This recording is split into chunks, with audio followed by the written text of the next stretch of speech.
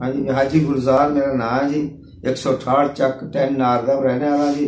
जरा मेरे वाला साहब ने आज तो 25 साल पहले बना लिया सी, 94 च इंतकाल हुआ है और वो मैनू दे दिता सी। 6 मरले मैंने दिते, 6 मरले मेरे भाइयों दिते सीगे।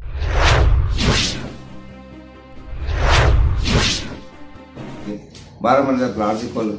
पहले मेरी रिहायश जी भाई दे नाल सी, हुण मैं वो 6 मरले जरा सी ओदे च एक कमरा बना के ते मैं अपने बच्चे बच्चे लैके उत्थे आया जी। मैं तकरीबन 3 महीने हो गए उत्थे रहिंदे नूं।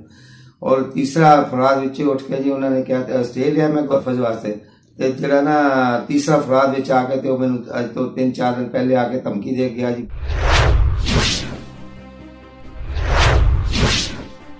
बहुत सारी शिद्दत करके गया तो चले गए, पुलिस आई है मौके ते नस गए सी।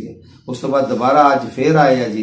कम से कम 30-40 आदमी नाल लैके आया थे आन के जी। उन्होंने मेरे बहुत सारी, मैं घर नहीं आ गया, बच्चियां ते बहुत जुल्म किया उन्होंने।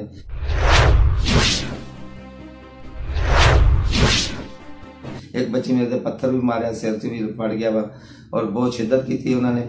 उस तो बाद मैं आया तो मेरे नाल भी बहुत गाली गलोच किया उन्होंने, कहा असं मार देंगे कर देंगे, असं कर्नल के बंदे ये है वो है।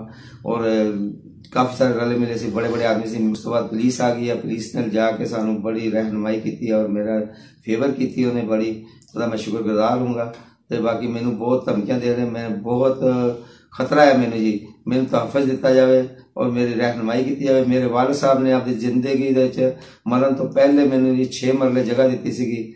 ते वो 6 मरले हुण मैं गरीब आदमी है जी, मैं होर मकान बना नहीं सकता जिदे च एक कमरा ते एक मेरी छोटी सी लैटरिन बनाई है और मेरे च इन्नी हिम्मत नहीं है कि मैं दूसरा अगे बना लवां। मगर वो लोग जो ना बहुत पैसे वाले आदमी है तो मेरे उत्ते बहुत शिद्दत कर रहे जी।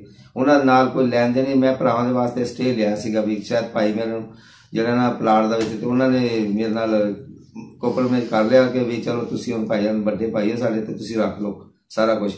और 26 तरीक भी है मेरी उहदे च अदालत दे विच, ते लिहाजा जी मैनू बहुत तहफ़्फ़ुज़ दिता जाए।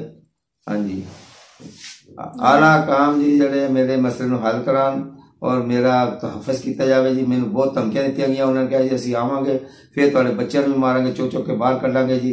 ते सारा जी मेरे ते रहनुमाई की जाए, बहुत सारा जी मेरा तहफ़्फ़ुज़ किया जाए। मैं बहुत गरीब आदमी हाँ जी, मजबूर है, मैं कल्ला आदमी हाँ। बीवी मेरे का भी इंतकाल होया है करंट लग के जी। मैं बहुत ज्यादा मशहूर हूँगा जी, तुहाडा हुकूमत है जी। अल्लाह चाहे जो मेरा तहफ़्फ़ुज़ किया जाए। मोबाइल नंबर मेरा 0301 75 98 794 है जी।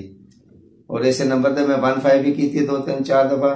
तो उन्होंने अज आके बहुत धमकियां कीतियां जी, बहुत सारियां मेरे नाल जी। नामलूम सी पहले तो हुण सानू पता लग गया जी किहड़े किहड़े आदमी, क्योंकि फिर थाने गए उत्थे भी सानू बहुत धमकियां दित्तियां गईयां जी।